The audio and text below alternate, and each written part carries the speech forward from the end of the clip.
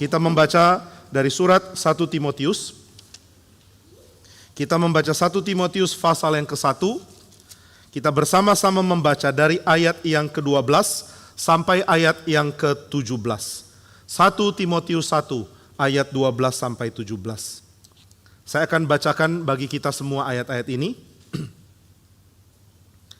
Aku bersyukur kepada Dia yang menguatkan aku, yaitu Yesus Kristus Tuhan kita.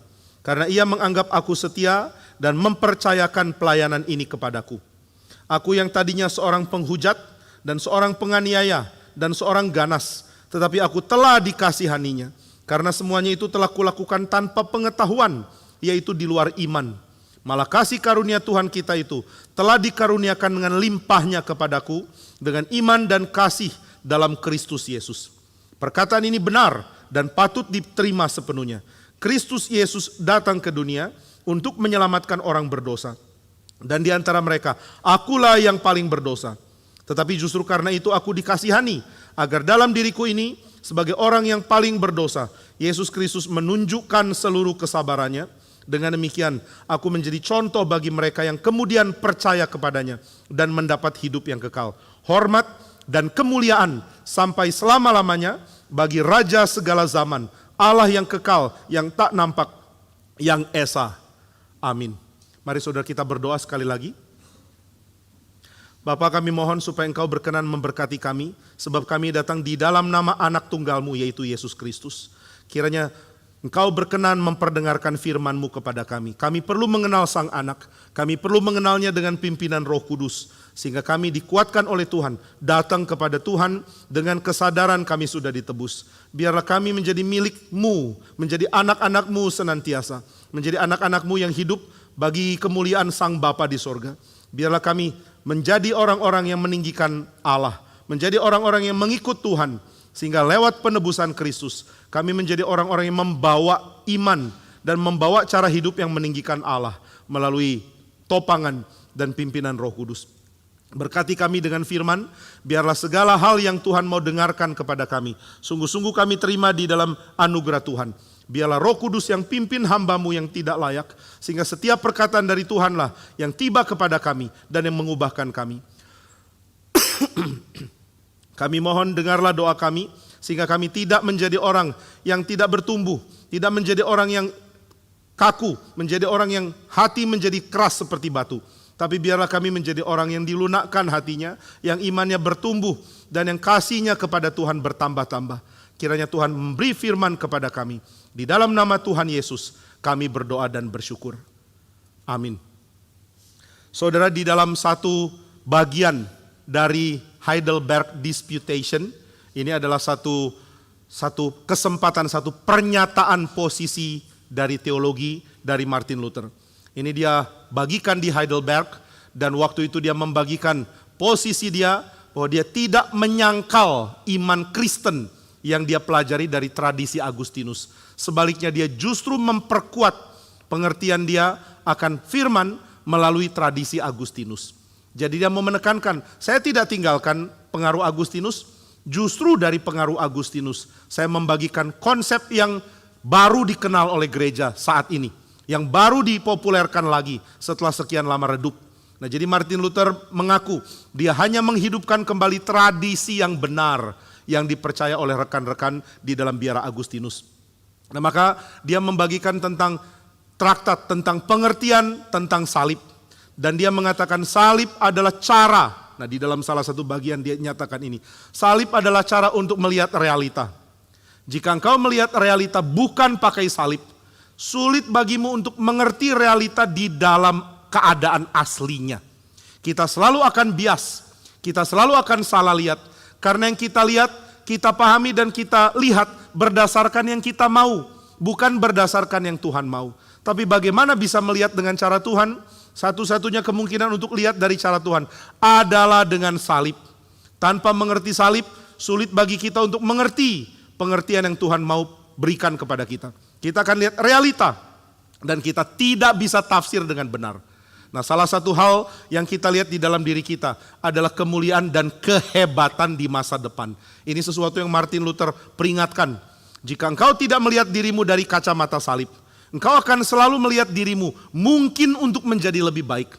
Suatu saat saya akan tinggalkan dosa dan saya akan jadi orang lebih baik. Saya akan jadi orang yang lebih hebat. Saya akan jadi orang yang lebih bertumbuh imannya. Sehingga kita melihat ada potensi menjadi baik di dalam diri kita. Nah, ini cara melihat yang salah. Tidak ada apapun yang baik di dalam diri kita. Dan kalau kita melihat seolah-olah ada hal yang baik di dalam diri kita, maka kita salah lihat. Karena kita melihat bukan dari kacamata atau dari pengertian Tuhan, tapi kita melihat dari pengertian kita sendiri. Itu sebabnya di dalam pengertian Luther cuma ada dua cara melihat. Yang satu adalah cara melihat dengan salib. Ini namanya teologi salib. Satu lagi adalah cara melihat dengan penuh kemuliaan palsu. Ini namanya teologi kemuliaan yang palsu. Bagaimana melihat diri? Dengan cara melihat kemuliaan yang mungkin aku miliki. Dengan lihat potensi kemuliaan yang bisa aku dapatkan di suatu saat nanti. Ini semua membuat kita berada di dalam jalur yang beda dengan Kristus. Kenapa hidup kita beda dari Kristus? Karena kita tidak tahu salib. Kenapa cara kita hidup ambil jalan yang berpisah dari Kristus? Karena kita tidak tahu salib.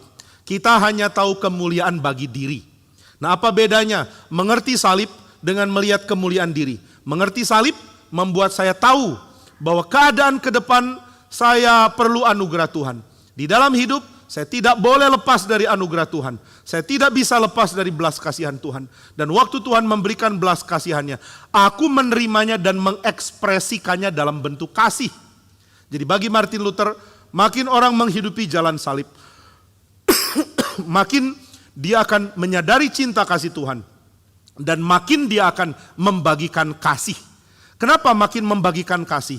Karena dia akan semakin mengerti bahwa dia tidak ada kebaikan sama sekali. Jika bukan Tuhan topang, jika bukan Tuhan berikan belas kasihan, dia hancur. Orang yang sadar dia ditopang oleh belas kasihan akan sadar Tuhan penuh cinta kasih. Dan karena dia sadar Tuhan penuh cinta kasih, dia akan praktekkan cinta kasih. Tuhan sudah mengatakan di dalam salah satu penjelasan dari perumpamaannya. Tuhan Yesus mengatakan, siapa yang dapat banyak belas kasihan, dia akan banyak melakukan perbuatan kasih. Siapa yang banyak diampuni, dia akan banyak bertindak di dalam kasih. Nah, jadi cara satu-satunya untuk mengasihi adalah kesadaran bahwa saya sudah dicintai. Saya sudah diberi belas kasihan oleh Tuhan. Karena Allah memberikan belas kasihan kepada saya, maka saya sadar saya adalah orang yang ditopang oleh belas kasihan itu. Nah, inilah bedanya teologi salib dengan teologi kemuliaan. Teologi kemuliaan berarti saya sanggup jalani hidup saya tanpa ditopang oleh Tuhan. Saya enggak perlu Tuhan. Saya tidak perlu kenal dia. Saya tidak perlu bergantung kepada dia. Saya akan buktikan bahwa saya bisa menjalani hidup yang akhirnya berhak mendapatkan perkenanan Tuhan. Ini cara pertama yang dijalani Martin Luther. Ketika Martin Luther masuk ke dalam biara di dalam tradisi Agustinian di kota Erfurt, dia berusaha untuk menjalankan semua yang mungkin untuk membeli belas kasihan Tuhan. Dia berusaha untuk menjadi orang yang unggul di dalam merendahkan diri, di dalam miskin, di dalam kelaparan. Dia berusaha jadi orang yang paling menderita fisik. Karena penderitaan makin banyak diterima oleh fisik, makin rohani diterima oleh Tuhan. Tapi dia sadar ini adalah jasa. Saya berusaha untuk membuat diriku layak, tapi saya tidak akan pernah layak. Maka dia sadar bahwa Alkitab tidak bicara soal kita layak baru kita diterima. Alkitab justru bicara soal kita yang diterima meskipun kita tidak layak. Kondisi tidak layak tapi diterima. Ini yang menjadi inti Injil. Maka siapa yang tidak mengerti teologi salib tidak akan mengerti hal-hal ini. Dia tidak akan tahu bagaimana mengenal Tuhan karena dia sudah bias. Dia pikir dirinya bisa dan berhak untuk datang ke Tuhan. Maka saudara sekalian, semua orang Kristen mesti mengerti teologi salib. Semua orang Kristen mesti tahu dia tidak bisa diperkenan oleh Tuhan. Tidak ada cara. Dia akan melihat banyak sekali halangan. Dia akan melihat jalan buntu. Dan dia akan melihat dirinya tidak mungkin dapat apapun yang bisa diberikan Tuhan untuk keselamatan dia. Ini membuat orang putus asa. Kalau gitu bagaimana kita diselamatkan? Hanya melalui belas kasihan Tuhan. Hanya kalau Tuhan kasihan kepada saya. Tapi apa alasan Tuhan kasihan kepada kita? Kalau kita sudah terlalu banyak menutup diri kita dengan kemuliaan palsu. Nah, maka siapa yang tidak rela menjalani jalan salib, dia tidak mendapatkan belas kasihan Tuhan. Nah, ini pengertian dari Martin Luther yang dia tekankan. Jadi jangan pikir Luther hanya berbicara tentang teologi salib, menjelaskan bahwa kalau engkau percaya, engkau tidak ada jasa. Lalu engkau percaya Yesus menyelamatkan karena salibnya, maka engkau selamat. Tapi Martin Luther mengatakan satu kalimat berikut, yaitu menjalani jalan yang sama dengan Kristus. Apakah saudara menyadari bahwa hidup saudara tidak mungkin diperkenan oleh Tuhan? Dan sampai kapanpun saudara perlu ditopang oleh Tuhan.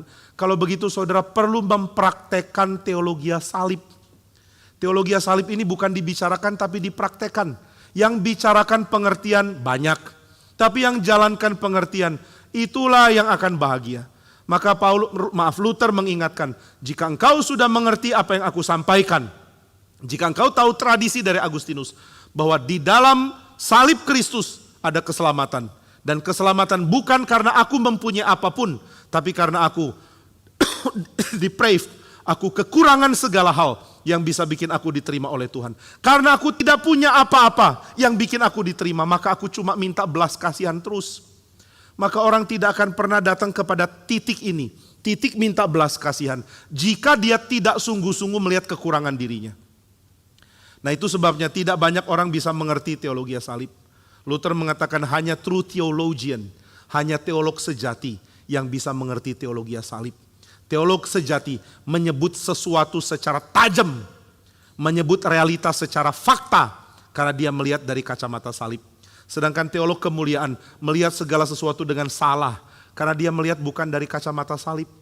Maka saudara, yang perlu ditanya adalah apakah kita secara natural, secara genuinely datang ke Tuhan dan mengatakan, oh Tuhan, saya tidak punya apapun yang membuat saya bisa layak. Saya hanya orang berdosa yang akan binasa.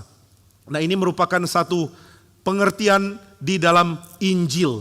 Martin Luther sangat menentang dorongan yang terus menekankan tentang kebajikan atau virtue.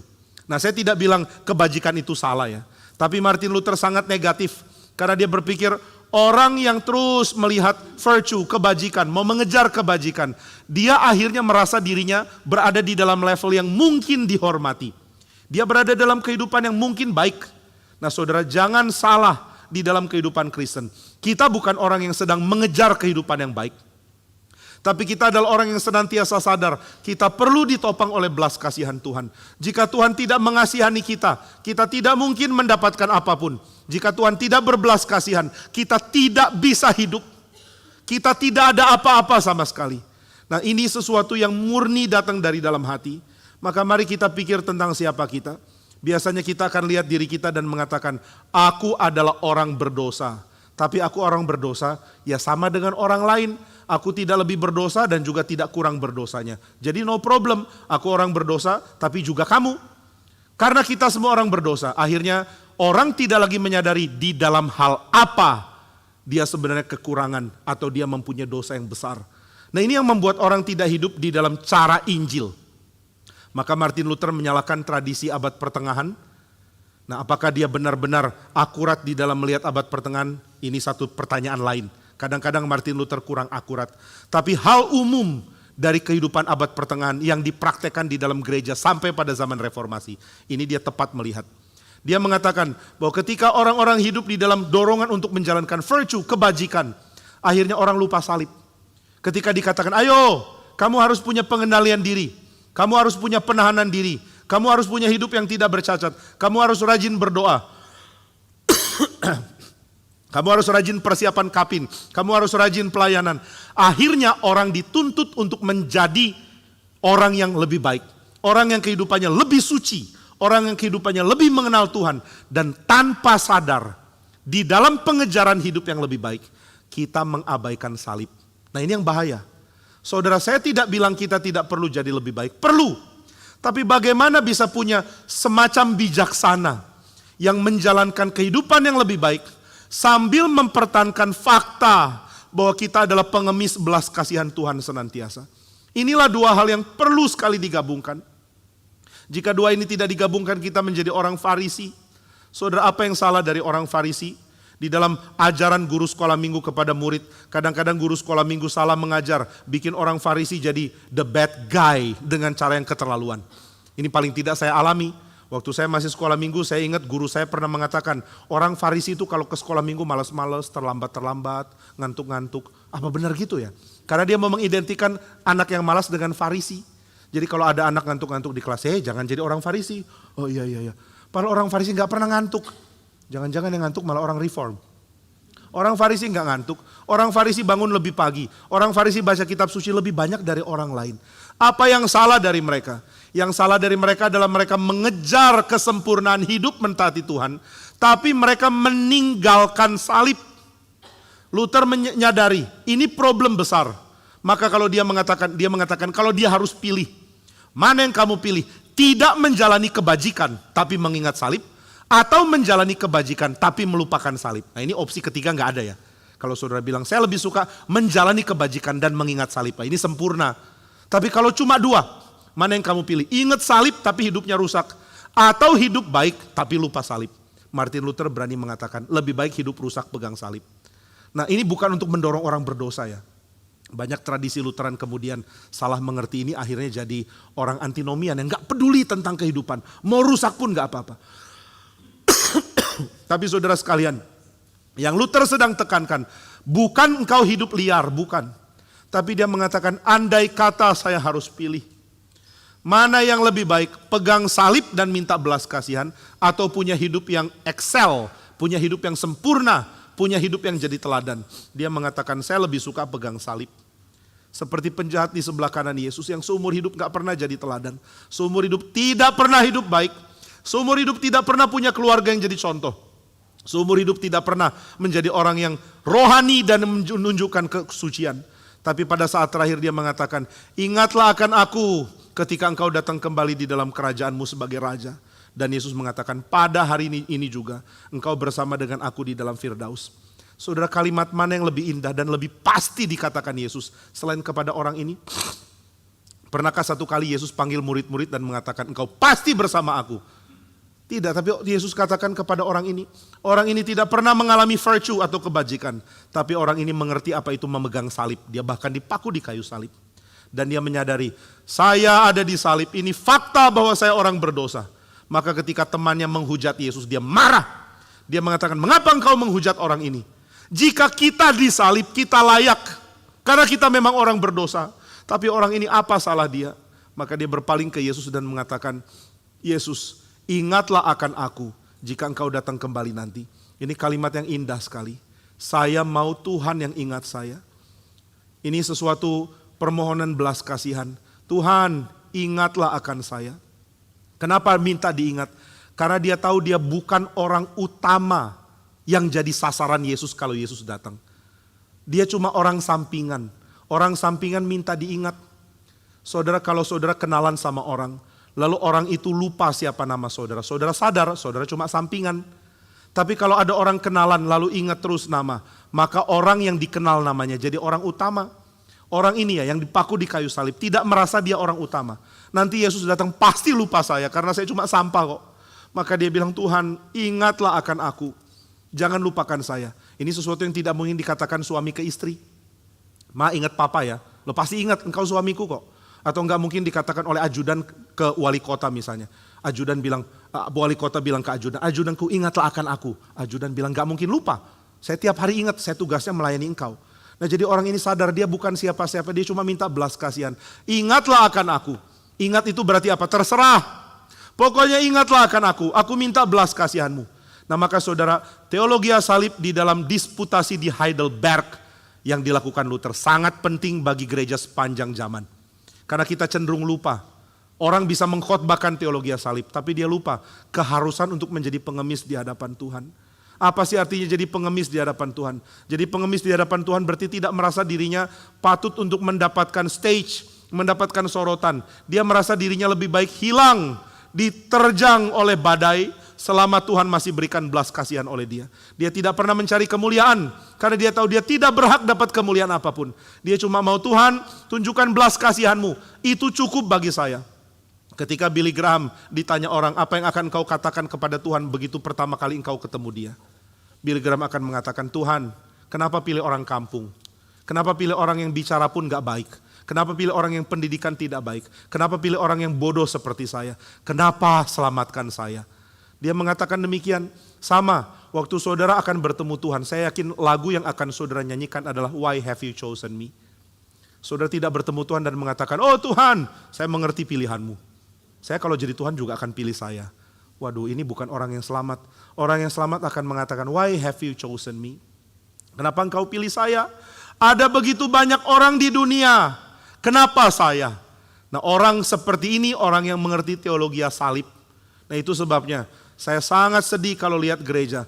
Lihat teologi salib tapi tidak mengerti menjalankan. Luther ini adalah tokoh yang paling banyak dibahas oleh ahli-ahli teologi. Saya pikir orang tidak bisa menyebut diri ahli teologi kalau tidak selidiki Luther. Sebelumnya ini dari penyelidikan paling tidak banyak artikel yang ditujukan kepada Agustinus. Banyak orang mengatakan jika engkau tidak belajar Agustinus, engkau bukan teolog.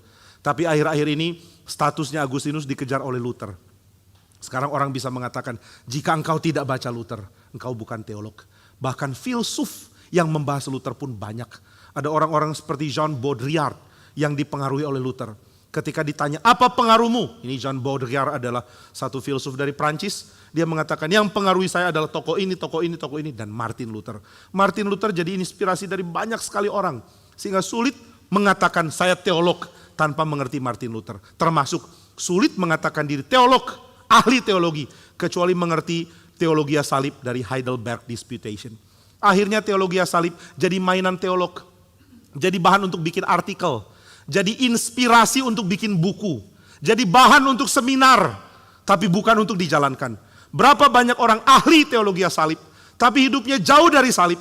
Hidupnya pilih kemuliaan. Hidupnya pilih kebaikan. Baik untuk diri maupun untuk keluarga. Gak pernah mau sentuh kesulitan. Gak pernah mau sentuh penderitaan. Pokoknya kesulitan not for me. Tapi aku mengajar teologi salib. Ini hamba-hamba Tuhan yang sangat-sangat berlawanan. Antara apa yang diajar dengan fakta yang dialami. Saudara, kalau saya ditanya, apakah engkau mengerti teologi salib? Saya akan mengatakan, saya minta diberikan belas kasihan supaya bisa menjalankan teologi salib. Karena kecenderungan saya untuk sombong juga begitu besar. Kecenderungan saya untuk mengambil jalur aman juga begitu besar. Saya ingin hidup tenang, saya ingin hidup nyaman, saya ingin hidup yang baik. Tetapi ini bukan teologi salib. Teologi salib berarti merasa diri tidak layak mendapat apapun. Tidak layak mendapatkan apapun. Bukan menuntut, oh Tuhan berikan aku, berikan aku, berikan aku. Tidak. Tapi mengatakan Tuhan saya tidak layak dapat apapun. Maka ini yang diingatkan oleh Luther. Apakah saya sudah berubah? Tidak. Kenapa tidak berubah? Karena apa yang diperjuangkan Agustinus, ini juga yang saya perjuangkan. Engkau tidak mungkin mengerti kasih Allah jika engkau tidak sadar siapa dirimu sesungguhnya. Yaitu orang yang perlu minta belas kasihan dari Tuhan. Tapi begitu banyak cara membuat kita lupa teologi salib. Banyak cara membuat kita pelan-pelan preteli konsep ini dan ganti dengan teologi kemuliaan. Cara apa sajakah yang dipakai setan membuat kita lupakan teologi salib lalu berdirikan teologi kemuliaan? Yang pertama adalah cara nyaman. Kamu mau hidup di mana? Kamu mau jadi orang seperti apa? Oh, aku mau pilih jalur nyaman. Saya mau pilih jalur nyaman karena saya berhak untuk itu. Oh, kenapa pilih jalur nyaman? Bukankah aku orang yang layak mendapatkan kenyamanan? Saya punya intelektual tinggi. Saya boleh dapat kedudukan tinggi. Saya mempunyai sifat bangsawan dari keturunan. Saya boleh mendapatkan posisi yang baik. Nah, ini disadari oleh Martin Luther. Banyak orang di dalam tradisi abad pertengahan adalah orang-orang saleh yang meninggalkan kebangsawanan.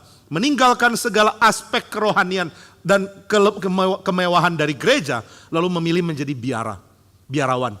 Tapi waktu mereka menjadi biarawan, mereka jatuh ke dalam kesombongan yang lain. Yaitu mereka berhak disebut sebagai biarawan karena punya kecerdasan, kerohanian yang lebih tinggi dari siapapun. Akhirnya Luther sadar, orang meninggalkan kehidupan mewah di gereja dan di kota untuk menjadi orang sederhana yang sombong. Banyak orang seperti ini. Ada satu orang misionaris yang minta didoakan. Dia mengatakan tolong doakan saya karena saya ada dalam penderitaan. Waduh, langsung orang doakan dia. Akhirnya ada yang tulis surat, bagaimana engkau dalam penderitaannya? Kami doakan supaya engkau diluputkan dari penderitaan. Tapi kemudian dia layangkan surat lagi ke gereja induk yang yang mendoakan dia. Dia mengatakan tolong doakan, bukan saja supaya saya lepas dari penderitaan. Tolong doakan supaya saya tidak sombong. Karena saya mulai ada kecenderungan sombong. Melihat ada orang Kristen melayani Tuhan tapi tidak semenderita saya. Melihat ada orang Kristen melayani Tuhan tapi tidak seberani saya. Ini bikin saya mulai sombong. Saya khawatir kalau penderitaan ini membuat aku ada alasan untuk merasa saya something. Waduh, kalau gitu kita dikurung dengan kemungkinan untuk jatuh di dalam dosa. Karena kita lupa teologi salib. Maka pengejaran hidup yang baik akhirnya dilakukan dengan mengabaikan salib. Mengabaikan fakta bahwa saya hanya orang yang perlu belas kasihan Tuhan. Saya hanya orang yang perlu dikasihani Tuhan. Kasihanilah saya Tuhan. Saya sangat senang seruan-seruan dari tradisi lagu Kristen yang menyatakan berikan belas kasihanmu kepada saya Tuhan.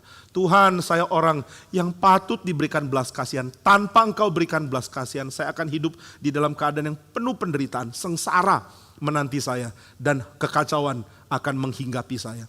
Maka mari kita belajar dari konsep teologi salib. Nah, maka Luther mengingatkan, kalau saya lupa salib, saya akan lupa bahwa saya perlu belas kasihan. Dan kalau saya lupa saya perlu belas kasihan, akhirnya saya lupa bahwa saya tidak berarti di hadapan Tuhan. Kita mulai melihat arti dari diri kita. Kita mulai berpikir, saya penting, saya signifikan, saya ada poin, saya ada guna, saya ada tempat di mana saya matters. Nah, kalau ini mulai muncul, akhirnya kita melupakan teologi salib. Nah, itu sebabnya Martin Luther mengingatkan, setelah engkau sadar engkau perlu belas kasihan, engkau mesti matikan segala tuntutan dan keinginan untuk menjadi orang yang berperan penting dimanapun. Engkau tidak punya peran apapun, engkau bukan siapa-siapa. Engkau adalah orang yang secara continuously, secara terus-menerus minta belas kasihan Tuhan. Nah, ini hal kedua. Hal pertama tadi, mengejar kebajikan bikin kita lupa salib. Yang kedua, menyadari posisi penting bikin kita lupa teologi salib. Jika saya punya peran yang penting, biar saya mengatakan pentingnya peran saya itu tidak ada kaitan dengan diri saya. Aku tidak identik dengan peranku. Nah, ini penting untuk kita pahami. Saya pernah cerita ke saudara ya, saya lupa di kebaktian 1 atau 2. Kalau ternyata di kebaktian 2, saudara dengar ulangannya gak apa-apa ya. Rerun kadang-kadang laku kok. Coba lihat Friends gitu kan, rerun dan laku. Nah, saudara jarang nonton, puji Tuhan. Sibuk baca Alkitab. Nah, ketika ada satu orang tentara, dia adalah seorang tentara jenderal. Dia diundang untuk berikan ceramah di sebuah universitas. Waduh, mereka kirim undangan kepada jenderal ini dengan diantar langsung oleh petinggi universitas. Petinggi universitas datang ke markas dia. Lalu bertemu dengan jenderal mengatakan, Pak Jenderal, ada undangan dari universitas kami. Kami pimpinan rektorat menyerahkan ini kepadamu. Waduh, undangannya diserahkan langsung oleh pimpinan. Kemudian dia buka ternyata undangan untuk memberikan public lecture untuk universitas ini. Dia setuju, saya mau. Lalu setelah itu mereka minta izin, ada limusin masuk ke dalam kompleks militer untuk bawa orang ini.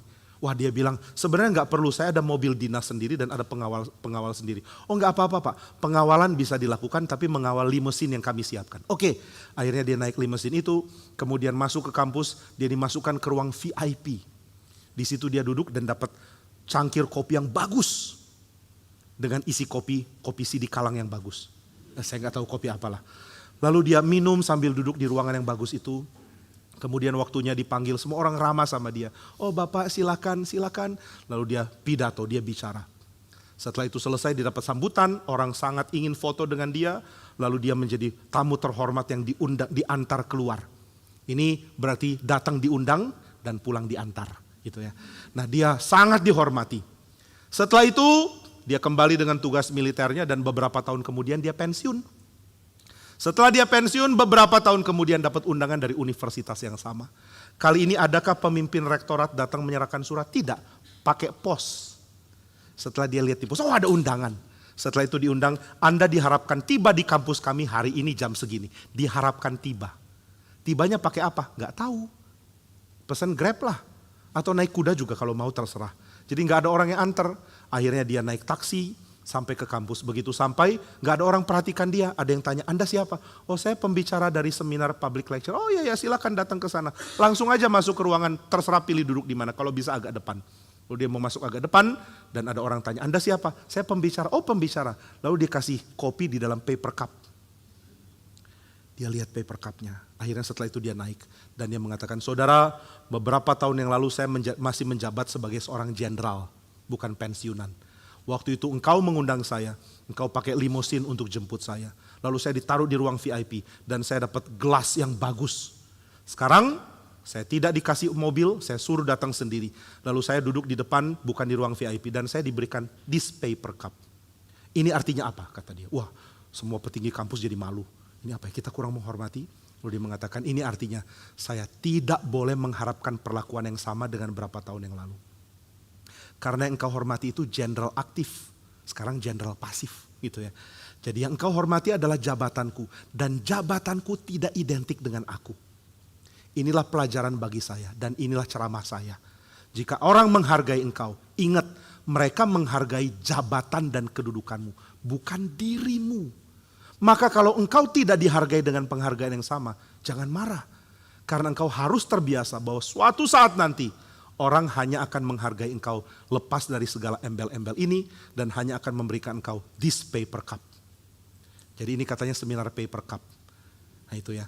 Jadi saudara jangan marah kalau dikasih paper cup. Saya sih nggak marah kalau saudara kasih paper cup. Tergantung kopinya apa di dalam. Gitu ya. Tapi inti yang dia mau dibicarakan adalah terlalu banyak orang merasa dirinya identik dengan statusnya. Siapa kamu? Pemimpin, direktur. Orang seperti ini akhirnya bisa punya post power syndrome. Kenapa punya post power syndrome? Karena dia berpikir bahwa penghargaan itu diberikan kepada dia bukan kepada kedudukannya. Tapi saudara di dalam gereja ya, orang dilatih untuk menyadari penghargaan itu diberikan kepada kedudukan, bukan kepada orang. Kenapa kepada kedudukan? Karena kedudukan di dalam gereja akan berputar terus. Misalnya ketua sinode. Ketua sinode di dalam berapa tahun akan ganti lagi. Setelah ganti bagaimana? Ya sudah, orang lainlah yang naik. Lalu mantan ketua sinode bagaimana? Mesti ada pasukan pengawal ketua sinode, paspam si. Paspam kesi, nggak perlu. Kenapa nggak perlu? Karena dia sudah jadi jemaat biasa sama seperti yang lain. Tapi periode yang lalu dia ketua sinode. So, kita memberikan penghargaan kepada status ketua sinode. Atau status anggota DK atau apapun. Tapi status itu akan ganti-ganti. Akan ada hamba Tuhan lain yang masuk. Sehingga hampir semua hamba Tuhan nanti akan berbagian di dalam petinggi gereja. Jadi menjadi petinggi gereja. Dilatih untuk membuat orang sadar. Petinggi gereja itu berarti tambah kewajiban. Bukan tambah kehormatan. Nah itu sebabnya. Seminar yang dibicarakan oleh mantan jenderal ini sangat penting. If you receive this paper cup, bersyukurlah karena mereka menghargai kamu meskipun kamu gak punya embel-embel jenderal dan lain-lain. Maka pemberian paper cup ini genuinely for you, gitu ya dia bilang. Bukan karena engkau jenderal atau engkau presiden atau engkau siapapun. Orang jadi presiden bisa naik Air Force One. Setelah dia berhenti jadi presiden, apalagi berhenti dengan kurang hormat. Dia tidak bisa lagi dapat perlakuan yang sama. Meskipun masih dapat privilege, ada perlindungan dari pengamanan. Maka saudara sekalian kita mesti paham hal ini. Paulus mengingatkan kita juga dan Luther mengingatkan di dalam teologi salib. Jangan identikan dirimu dengan kemuliaan. Don't ever do that. Jangan pernah lakukan itu sama sekali. Dirimu tidak identik dengan kemuliaan. Sehingga engkau tidak merasa berhak diperlakukan apapun yang baik. Lalu bagaimana jika aku diperlakukan baik? Itu adalah belas kasihan Tuhan. Karena belas kasihan Tuhan kita dihormati.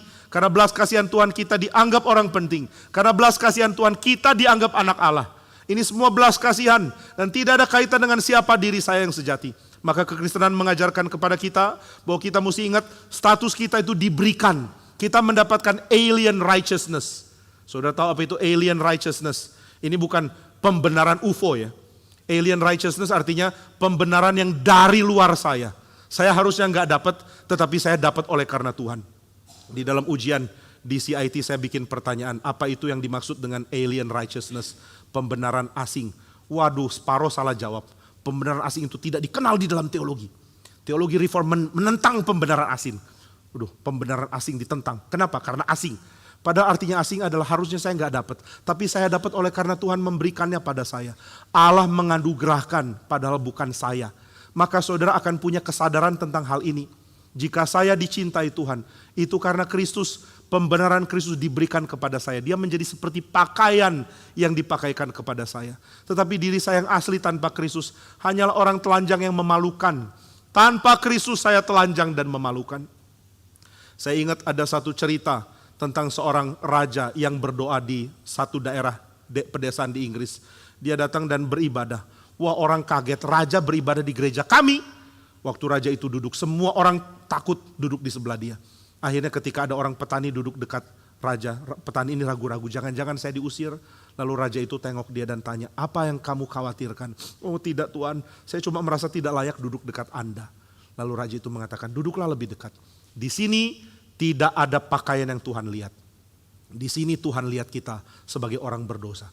Mari berlutut sama-sama. Sesama orang berdosa beribadah kepada Tuhan. Nah inilah yang harus kita lihat. Maka saudara, orang boleh menghargai saudara. Tapi jika saudara ikut-ikutan penghargaan orang lain dan lupa bahwa tanpa Kristus engkau hanya orang telanjang yang memalukan, maka saudara akan jatuh di dalam dosa. Jadi yang pertama dosa karena kebajikan, saya berbuat baik dan saya melupakan salib. Yang kedua adalah posisi, saya dapat posisi dan saya lupa salib. Semua dari kita bisa mendapatkan penghargaan orang, tapi begitu penghargaan diberikan, jangan identikan itu dengan diri saudara. Saya seorang pendeta. Dan sebagai pendeta apalagi yang kenal saya sangat dihargai loh. Saya turun orang mau minta salaman, orang mau minta foto, bahkan di Kapin ini banyak yang minta foto. Biasanya setelah kesaksian Pak Stephen Tong pulang, saya nongkrong di lapangan sampai selesai. Tapi waktu kemarin di Sibolga, saya sangat traumatik, mengalami pengalaman traumatik. Karena banyak sekali yang minta foto dan orang-orang di sana sangat agresif, langsung rangkul-rangkul. Ayo kita foto, bruk dirangkul, emak-emak lagi yang rangkul gitu ya. Waduh ini gimana ya, lalu setelah itu antri yang minta foto banyak sekali. Saya lelah sekali, akhirnya saya pikir udah berikutnya ikut rombongan Pak Tong. Langsung masuk mobil, langsung bye-bye gitu ya. Bukan sombong gak mau difoto, tetapi merasa risih dengan rangkulan penuh cakar dari emak-emak di sana gitu ya. Nah maka saya pikir udahlah gak mau ikut. Lalu saya mulai pikir kenapa orang-orang kejar foto, minta foto dari mana? Ternyata karena beberapa video khotbah saya jadi viral. Lalu mereka jadi tahu dari internet. Lalu apakah saya mulai menganggap diri saya memang ada di dalam penghargaan itu? Oh ya memang saya hamba Tuhan yang lumayan dikenal. Wajarlah kalau orang menghormati saya. Gak boleh. Karena itu namanya saya melupakan teologi salib. Orang boleh lihat saya ada mahkota mulia. Tapi saya tidak boleh lihat diri saya ada mahkota mulia. Saya hanya boleh lihat diri saya sebagai pengemis belas kasihan Tuhan. Dan kalau ini saya lupakan, saya akan hancur. Nah itu sebabnya saya sangat bersyukur disuruh kesaksian sama Pak Tong di Kapin. Karena tiap kesaksian saya ingat lagi keadaan dosa dulu. Harus ingat memori buruk yang sebenarnya sudah mau saya pendam dan buang. Waktu pertama kali kesaksian di Siantar, Pak Tong tanya-tanya di meja makan, apa aja dosamu? Pak Tong tuh kalau nanya jujur sekali loh. You tadi bersaksi ada dosa-dosa. Iya, apa aja? You dosa apa aja? Pak Tong mau sedetail apa? You berzina berapa kali? Sampai ditanya begitu. You pernah mencuri uang berapa banyak? Enggak, saya enggak mencuri. Apalagi yang kamu lakukan? You isap ganja, you apa? Dia detail sekali. Lalu saya bilang, Pak Tong kalau gini caranya saya bingung. Apa saya mesti kesaksian terus? Dia bilang, enggak apa-apa, kesaksian aja. Nanti orang sangat-sangat jadi tersandung. Saya jadi batu sandungan. Enggak. Lalu dia kutip Karl Barth, biar orang berdosa memamerkan dosanya, tapi setelah itu pamerkan Kristus lebih besar dari dosanya. Itu membuat anugerah yang besar. Tapi akhirnya saya dipaksa ingat hal-hal yang saya nggak mau ingat lagi. Satu kali ada satu orang penatua di pusat bilang, gimana perasaanmu tiap kali harus bicarakan hal ini? Saya bilang ya apa boleh buat, Kapin jadi semacam pembukaan aib bagi saya. Makanya ketika di Cikarang saya undang saudara datang, ayo datang saksikan aib gembala sidang gitu kan. Tapi ini berguna untuk kerohanian saya. Akhirnya saya ingat ini the real me. Diri saya yang asli adalah yang harusnya dibuang ini. Tapi saya datang minta belas kasihan dan Tuhan memberi belas kasihan kepada saya. Gak ada mahkota, gak ada kemuliaan, tidak ada kehebatan apapun. Saudara bisa punya kehebatan karena mungkin pinter. Sudah pinter dapat ranking terus. Akhirnya mulai merasa diri memang seharusnya dihargai. Anak kecil kalau dibilang pinter terus, lama-lama dia rasa dirinya memang pinter. Saya punya satu teman yang waktu SD ya, mungkin terlalu sering dibilang pinter. Akhirnya dia gampang sekali bilang yang lain lebih bodoh dari dia. Sayangnya dia punya bukti dia ranking 1 terus. Jadi kalau kita bilang, lu jangan sombong. Dia bilang, sorry lu ranking berapa? Ya oke lah gitu ya. Orang sombong karena ada modal gitu kan biasanya orang akan bilang. Jadi boleh dong saya sombong sedikit. Ya saya ranking 1 terus kok. Jadi kalau bertemu orang tanya apapun dia bisa sebut bodoh kamu. Jadi kalau dia ngomong, apa maksudmu? Dasar bodoh. Waduh ini orang minta dijitak ya. Minta dibully sama seluruh sekolah. Tapi dia mulai merasa bahwa dia memang layak dapat perlakuan seperti orang pintar. Tapi tidak. Martin Luther mengingatkan, hanya teologi salib yang harus nyangkut di hatimu. Sehingga ketika engkau melihat dirimu, engkau tidak lihat dirimu pintar. Engkau tidak lihat dirimu kaya. Engkau tidak lihat dirimu spesial. Engkau lihat dirimu akan binasa. Kecuali Tuhan berbelas kasihan. Nah ini yang harus dilihat. Nah maka saudara Paulus mengatakan dia bersyukur kepada Tuhan. Kenapa dia bersyukur? Karena Tuhan mempercayakan pelayanan yang indah kepada Paulus. Sekarang Paulus sudah menjadi orang senior yang mempunyai pengaruh begitu besar. Dia adalah pendiri gereja terbanyak dari seluruh rasul, dari seluruh pemimpin gereja yang ada. Siapa yang menyamai Paulus? Pengaruh Paulus capai daerah yang jauh lebih besar dibandingkan seluruh daerah rasul lain digabungkan. Paulus bisa sombong? Bisa. Petrus, Yakobus, Yohanes, semua disatukan. Daerah yang dijangkau berapa besar? Semua kalah digabungkan ya dari Paulus. Siapa lebih rajin dari Paulus? Siapa lebih berhasil dari Paulus? Seolah-olah kalau kita mau lihat dari kacamata manusia, seolah-olah tidak ada peran dari rasul-rasul yang lain. Seolah-olah rasul lain boleh ada, boleh tidak. Tapi kita merasa kalau Paulus nggak ada, perjanjian baru nggak akan ada. Kita lihat peran dari tulisan dia di dalam seluruh perjanjian baru. Berapa banyak buku dia, berapa banyak pengaruh dia. Kalau tidak ada Paulus, tidak ada surat Paulus, juga tidak ada Timotius, juga tidak ada Injil Lukas. Karena Lukas adalah orang yang dia bimbing. Dia begitu berpengaruh, dia begitu berperan. Saudara mungkin kalau dia mau jadi sombong, dia akan minta kedudukan. Karena dia tidak dapat kedudukan seperti banyak rasul lain. Kenapa saya tidak diberi kedudukan? Saya sudah kerja begitu berat, saya sudah kerja begitu berhasil. Saya harusnya dapat kedudukan lebih tinggi. Harusnya saya jadi ketua sinode gereja. Mestinya saya jadi soko guru jemaat. Tapi Paulus mengatakan, soko guru jemaat itu apa? Dia mengatakan saya berjabat tangan dengan Petrus. Bahwa dia akan pergi kepada orang bersunat dan saya kepada orang tidak bersunat. Dia tidak merasa dirinya adalah seorang pemimpin yang penting. Dia hanya merasa dirinya sebagai orang yang diberikan tugas. Maka di dalam karir yang begitu baik, di dalam usia ketika karir dia masuk ke dalam tahap senior, dia mengatakan, saya bersyukur kepada Tuhan. Kenapa bersyukur? Karena Tuhan mempercayakan pelayanan ini. Ini pelayanan dipercayakan oleh Tuhan. Aku hanya hamba yang mengerjakan tugas yang Tuhan percayakan. Saya sangat yakin ya, melihat kehidupan kita sebagai rangkaian tugas yang perlu diselesaikan, itu baik sekali. Karena setelah saudara selesaikan tugas, saudara mengatakan, another job well done, selesai. Ini tugas selesai, nggak ada hebatnya. Sehingga ketika orang puji, saudara cuma mengatakan, ngapain puji? Saya hanya menjalankan tugas yang dipercayakan Tuhan kepada saya. Kemarin Kapin sukses besar sekali, dan saya jabat tangan dengan penuh ucapan syukur kepada Tuhan, kepada tiap PIC kota. Tapi semua PIC kota itu nggak anggap dirinya penting. Wah, puji Tuhan ya, Tuhan sudah berkati pelayananmu di kota ini. Mereka cuma mengatakan, aduh untung Kapin selesai. Kami hanya orang kurang iman yang makin tangani Kapin, makin kurus. Wah, saya jadi kepikiran apa nextnya saya tangani 4 kota sendiri. Supaya saya langsung jadi langsing gitu ya. Mereka cuma mengatakan, saya cuma orang yang kurang iman jadi khawatir, jadi kurus. Tuhan kasihan, Tuhan berbelas kasihan kepada saya. Ada satu PIC yang ketika lihat saya, dia bilang, saya mau nangis lihat Bapak. Loh kenapa mau nangis? Karena biasanya saya sendirian, gak tahu mau nangis ke siapa. Begitu lihat Bapak, jadi mau nangis ke Bapak. Akhirnya di tempat itu sukses besar. Saya jabat tangan dia setelah sukses, saya tanya, bagaimana? Sudah gak pengen nangis lagi kan? Dia bilang, enggak, asal Bapak jangan taruh saya di kota lain. Katanya, saya mau istirahat 3 tahun. Gitu ya. Nah saudara, tidak rasa diri penting. Cuma rasa diri sebagai orang yang diberi tugas, dan tugas selesai. Tugasku adalah menyelesaikan pelayanan yang Tuhan percayakan. Kalau saudara bikin PR, gak ada jasanya kan? Adakah anak bikin PR kasih ke guru dan mengatakan, sekarang engkau boleh berterima kasih kepada saya. Guru mengatakan, ada 4 huruf bagimu, RUPA, tambah 2 huruf lagi, MU. Rupamu gitu ya. Gak ada, murid kasih tugas ke guru dan mengatakan, guru bersyukur ada murid kayak saya yang bikin PR. Bayangkan apa jadinya engkau jika tidak ada saya. Jika aku tidak bikin PR, karirmu jadi apa? Guru itu mengatakan, lu keluar, push up, lalu hormat bendera sampai jam 2 siang. Nah, itu hukumannya. Gak ada murid boleh sombong. Kalau dia serahkan tugas ya sudah. Yang gak bikin tugas akan dihukum. Yang bikin tugas gak perlu dikasih medali. Sekarang saya gak tahu ini pendidikan zaman saya dulu ya. Zaman saya dulu masih lumayan sadis loh. Waktu peta buta, ada satu guru saya suruh kita tunjuk misalnya, Tasik! Tunjuk di peta buta.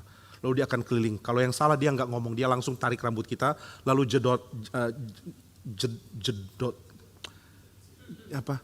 benturkan dahi ke meja. Jadi buk gitu ditarik sampai dahinya bentur meja. Itu sebabnya angkatan saya pinter-pinter. Karena otaknya digoncang terus. Jadi kalau salah buk gitu ya. Kalau sekarang katanya nggak boleh begitu, ini bisa diperkarakan ke pengadilan. Nah jangan-jangan sekarang murid bikin PR pun dikasih penghargaan. Oh medali bagi kamu. Kamu dapat penghargaan karena kamu bikin PR. Akhirnya anak berharap kalau sudah bikin PR dipuji. Saya bersyukur kalau istri saya puji anak, dia akan bilang, oh bagus, wajar gitu ya. Jadi bukan hebat tapi wajar. Jadi dia tepuk tangan sambil bilang, wajar gitu ya. Mas saya sudah selesai ini, wajar. Nah ini saya pikir sesuatu yang sangat biasa. Jadi dia tidak membanggakan diri sebagai sebuah prestasi. Ini tugasmu, cepat jalankan. Nah saya tidak bilang saudara tidak usah memberikan penghargaan atau memberikan afeksi ya. Memberikan penghargaan gak perlu. Tapi memberikan afeksi dan penghormatan kepada dia sebagai manusia. Itu yang perlu. Saudara menghargai anak sebagai manusia. Dia mau pintar mau bodoh, saudara akan berikan penghargaan yang sama. Dia mau berhasil mau gagal, saudara berikan penghargaan yang sama. Ini baru afeksi orang tua yang sejati. Tapi kalau kita terlalu puji orang yang berhasil, ini sesuatu yang mungkin akan menjerumuskan anak. Nah itu sebabnya istri saya bilang, wajar. Dan anak saya merasa, kenapa dibilang wajar? Puji dong. Oh ya wajar, gitu, itu pujiannya. Dan kalau agak buruk biasanya dia akan tepuk tangan dan bilang, more practice. Gitu ya. Nah maka ketika orang melihat dirinya di dalam pandangan yang salah dari dunia, dia bisa jatuh di dalam dosa, teologi kemuliaan. Dia merasa rankingnya cukup untuk membuat dia sombong. Dia merasa title-nya cukup untuk membuat dia merasa something. Dia merasa prestasinya cukup untuk membuat dia merasa dia perlu mendapatkan pujian. Tapi Tuhan akan mengatakan melalui Paulus, jangan, karena kamu jalankan tugas. Dan begitu tugas sudah selesai, ya sudah, engkau jalankan tugas yang memang harus engkau kerjakan. Seorang hamba tidak perlu merasa dirinya hebat karena menjalankan tugas. Demikian seorang hamba Tuhan tidak perlu merasa dirinya hebat karena menjalankan tugas. Wah Pak puji Tuhan hari ini khotbahnya bagus. Enggak, cuma jalankan tugas. Puji Tuhan pelayanannya berhasil. Tidak, hanya menjalankan tugas. Kita dapat pukulan kalau gagal. Tapi kalau berhasil, apa yang harus dibanggakan? Nah itu sebabnya mari pisahkan penilaian dunia terhadap kita dan penilaian Tuhan via salib kepada kita. Apa yang Tuhan lihat dalam diri kita di dalam salib, yaitu bahwa cemar dan dosa adalah milik kita. Tapi cinta dan berkat Tuhan mau berikan. Supaya cinta dan berkat tiba kepada kita yang berdosa, mesti ada salib di mana dosa kita ditanggung oleh Kristus. Nah, lalu Paulus mengatakan, saya dipercayakan pelayanan padahal tadinya saya seorang penghujat, seorang penganiaya, seorang ganas. Tapi aku telah dikasihaninya. Saudara perhatikan yang Paulus katakan, saya tadinya seorang penghujat. Pernahkah dia menghujat Tuhan? Gak pernah. Kenapa dia merasa dirinya menghujat Tuhan? Ini nanti akan saya jawab. Lalu dia adalah seorang penganiaya. Pernahkah dia menganiaya? Iya. Dia menganiaya orang Kristen. Tetapi saudara, menganiaya orang Kristen membuat dia menjadi seorang yang zealous. Saudara, kata zeal itu sebenarnya identik atau ada kaitan dengan jealousy, cemburu. Apa itu orang yang zeal, yang zealous? Orang yang zealous adalah orang yang cemburu kalau Tuhannya dipermainkan. Dia marah kalau orang tidak menghargai Tuhan. Dan ini adalah virtue yang baik. Orang seringkali mengidentikan pekerjaan Paulus seperti pekerjaan Pinehas. Siapa Pinehas? Pinehas adalah orang yang berjuang untuk meredakan murka Tuhan. Ketika itu orang Israel, di tengah-tengah orang Israel banyak pemuda-pemuda yang suka perempuan-perempuan Moab. Mereka mengambil perempuan Moab lalu tidur dengan mereka. Lalu Pinehas marah, dia ambil tombak, dia kejar satu orang yang tidur dengan orang asing ini. Lalu dia tombak sampai mati. Dan Alkitab mengatakan murka Tuhan reda. Nah ini namanya zealous. Saya cemburu, saya tidak mau nama Tuhan dipermalukan. Saya tidak mau kamu sembarangan sama Tuhan. Nah ini adalah satu semangat yang baik. Maka sebenarnya Paulus kalau bisa dinilai, dia adalah orang yang punya zealous ini loh. Dia mempunyai zeal yang luar biasa besar. Dan dia mempertahankan kekudusan Tuhan dengan prestasinya ini. Maka harusnya dia bisa sombong. Tapi Paulus menginterpretasi ulang pengalaman pelayanannya dulu. Dia menginterpretasi ulang dari salib. Apa yang membuat dia menjadi seorang penghujat, penganiaya dan ganas. Yaitu dia melakukannya tanpa sadar adanya salib. Nah sekarang saya ingin bahas dengan sedikit lebih banyak dalam 3 istilah ini. Penghujat, penganiaya dan ganas. Kenapa Paulus menyebut dirinya penghujat? Karena dia merasa dirinya berhak mendapatkan title zealous itu. Seorang yang punya virtue yang baik. Seorang yang mempertahankan kekudusan Tuhan. Tapi bukan dari salib. Lalu kenapa dia sebut dirinya adalah seorang penganiaya? Karena bagi dia waktu dia melakukan semangatnya, zealnya dia sedang menganiaya Kristus.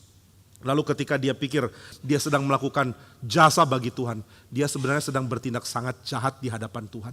Kenapa sangat jahat? Karena dia tidak sadar bahwa dia adalah orang yang perlu belas kasihan.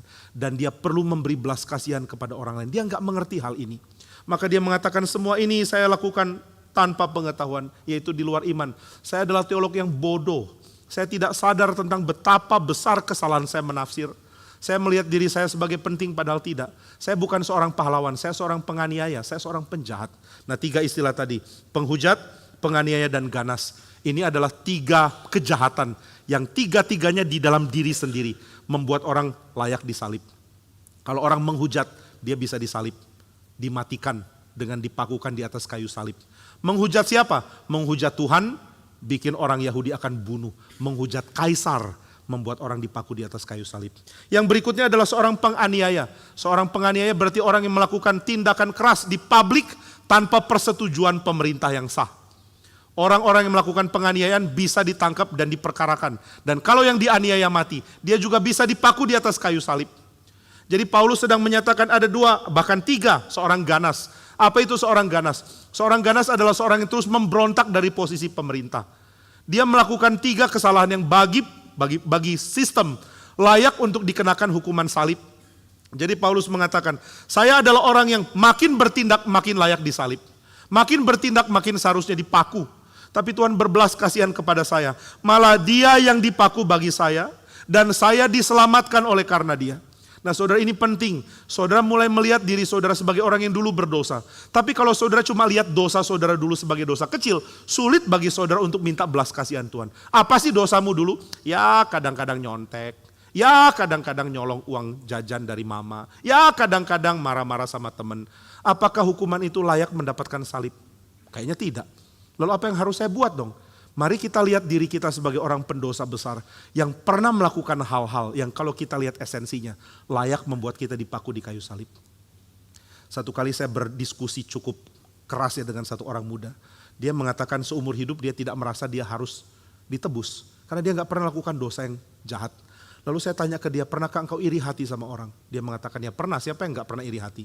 Lalu saya coba gali, kamu tahu tidak iri hati menuju kemana? Karena engkau punya iri hati, engkau merasa orang lain tidak layak mendapatkan apa yang dia dapat. Engkau merasa orang lain punya hidup itu tidak layak untuk dihidupi, tidak layak untuk dia nikmati. Dia boleh ada, boleh enggak di dalam pandanganmu. Dengan demikian kamu sudah punya kejahatan meniadakan seseorang melalui meniadakan konteks hidup yang dia miliki. Iri hati sebenarnya membuktikan saudara orang jahat yang layak dipaku di kayu salib.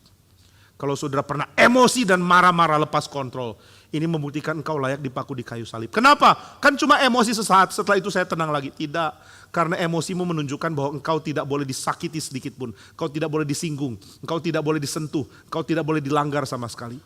Ada orang-orang tertentu yang kalau disinggung sedikit, marahnya ledakannya luar biasa. Ini orang perlu disalib. Enggak ada dosa yang tidak membawa kita ke salib. Kita enggak usah bilang dosa kecil, karena dosa kecil esensinya sangat besar. Saya ingat satu orang pengkhotbah di chapel waktu saya masih kuliah pernah mengatakan, alasan kita tidak dipenjara karena membunuh adalah karena kita tidak pernah membunuh. Dan alasan kita tidak pernah membunuh adalah kita kurang keberanian untuk melakukannya. Andai kita berani mungkin kita sudah bunuh orang. Jadi jangan pikir dirimu baik. Paulus menyatakan offense-nya dia sebagai offense yang membuat dia layak disalib. Siapa kamu? Saya penganiaya, saya penghujat, saya seorang ganas. Ketiganya membuat saya seharusnya dipaku di kayu salib. Jadi bagaimana? Kenapa engkau bisa hidup seperti sekarang? Karena belas kasihan Tuhan. Maka dia mengatakan, memang benar perkataan ini dan patut terima sepenuhnya. Kristus Yesus datang ke dalam dunia untuk menyelamatkan orang berdosa. Siapa orang berdosa yang diselamatkan? Banyak, tapi sayalah yang paling besar. I am chief. Saya paling besar. Apa standar Paulus menyatakan dosa dia paling besar? Karena dia lihat ke dalam dirinya. Dia lihat tindakan orang lain, tapi dia tidak tahu hati orang lain. Dia lihat kejahatan orang lain, tapi dia tidak tahu hatinya. Ada orang yang bertindak kejam bikin kita marah, tapi kita tidak tahu hatinya. Jangan-jangan kalau kita ukur hatinya sama cemarnya dengan hati kita. Maka Paulus mengatakan, saya orang yang paling berdosa. Tahu dari mana? Apakah ini cuma lip service? Apakah ini cuma sekadar puisi untuk memperbagus surat? Bukan. Ini adalah kesadaran karena Paulus melihat hatinya. Dia tidak tahu hati orang lain. Tapi waktu dia lihat hati dia tahu dia jahat. Dia tahu dia simpan segala potensi untuk membuat dia disalib. Maka dia sadar di antara semua orang saya paling berdosa. Karena saya hanya lihat perbuatan orang lain. Tapi aku melihat hatiku. Dan Tuhan lihat hatiku. Maka aku merasa aku adalah orang paling berdosa. Dan ini yang dia nyatakan. Tapi justru karena itu aku dikasihani. Sehingga di dalam diriku Yesus menunjukkan segala kesabaran. Dia menunjukkan begitu banyak kemurahan kepada saya yang berdosa. Dan inilah teologi salib. Saya dapat kemurahan Tuhan, maka saya menunjukkan kemurahan. Saya mendapatkan belas kasihan Tuhan, maka saya giat melayani orang lain. Saya mendapatkan penebusan Tuhan, maka saya giat untuk membuat orang lain mendapatkan penebusan yang sama dari Tuhan. Biarlah ini menjadi dorongan bagi kita untuk hidup bagi Tuhan di dalam perspektif salib. Mari kita lihat hidup kita di dalam perspektif salib. Kiranya Tuhan memberi belas kasihan terus kepada kita. Mari kita berdoa. Ya Bapa di surga, hari ini kami diingatkan dengan limpah sekali bahwa kami hanyalah orang-orang yang minta belas kasihan. Begitu banyak hal yang kami kaitkan ke diri kami, menipu diri sehingga menganggap diri patut dihormati. Tapi kami sadar di hadapan Tuhan kami bukan siapa-siapa. Orang bisa menghormati kami karena hal-hal yang kami miliki dari Tuhan. Tapi itu bukan diri kami yang membuat kami bisa dinilai. Hal yang paling utama dalam hati kami yang membuat kami dinilai adalah dosa dan kecemaran kami. Dan semua itu membawa kami ke salib. Kami bersyukur jika Tuhan mengasihani kami dan menebus kami. Selamanya kami mau minta belas kasihan-Mu. Selamanya kami mau hidup bagi Tuhan karena Tuhan mengasihani kami. Berikanlah senantiasa kesadaran bahwa kami dikasihani Tuhan. Sehingga kami menjalankan hidup dengan cara yang diperkenan Tuhan melalui sudut pandang salib. Terima kasih untuk anugerah-Mu dalam firman hari ini. Dalam nama Tuhan Yesus kami berdoa dan bersyukur. Amin.